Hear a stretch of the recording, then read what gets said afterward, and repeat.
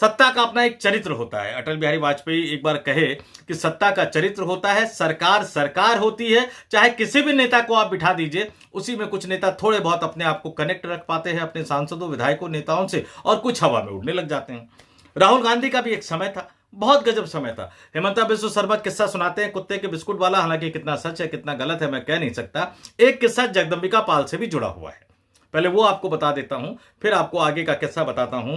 जगदंबिका पाल जब कांग्रेस में हुआ करते थे, एक दिन उन्होंने संसद भवन में राहुल से कहा कि मुझे आपसे बात करनी है। बजाय राहुल गांधी ने समय देने के, उन्हें कहा कि आओ गाड़ी में बैठ जाओ।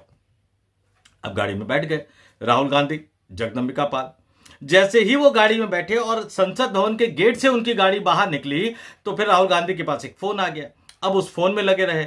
जब तक राहुल गांधी अपने घर पहुंचे, तब तक वो फोन जो था वो कटा नहीं था। अपने घर पर उन्होंने जगदंबिका पाल को उतार दिया और बाय बाय कर दिया। भूल गए राहुल गांधी कि भैया जगदंबिका पाल उनसे कुछ बात करना चाहते थे। अब हालत यह हो गई कि राहुल गांधी के घर के बाहर, गली के बाहर जगदंबिका पाल खड़े, गाड़ी है नहीं, घर जाए कैसे, क्योंकि वो तो राहुल गांधी की गाड़ी में बैठकर आए थे और इतने उत्साही हो गए थे कि भैया उनके नेता राहुल गांधी उनकी बात सुनने को तैयार हो गए, तो अपने ड्राइवर को, अपने पीए को कहना भी भूल गए कि भैया पीछे पीछे गाड़ी लगा लेना।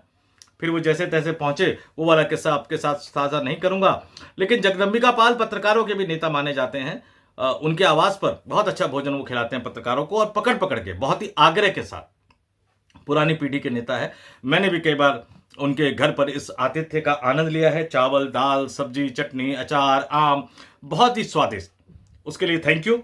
और वैसे तो थैंक यू उस समय भी बोल देते थे, लेकिन ये वाला जो किस्सा हुआ, उसके बाद धीरे धीरे धीरे कांग्रेस के जो बुरे दौर शुरू हो गए, उस बुरे दौर में भी जगदंबिका पाल ने भी संघर्ष करने की बजाय बीजेपी में आना उचित समझा। अब इसके लिए राहुल गांधी का व्यवहार कितना जिम्मेदार है, या कांग्रेस के बुरे दिन कितने जिम्मेदार हैं, इसका फैसला तो आप करते रहिएगा। लेकिन आज जब राहुल गांधी ने इसकी याद दिलाई, तो जगदंबिका पाल एक तरह से फूट पड़े। दर्द उनका दिल का छलक के सामने आ गया कि मैं तो आपको वहां नहीं, मेरी सलाह मानते तो वहां नहीं बैठते आप, यानी देश के प्रधानमंत्री बनकर बैठे होते।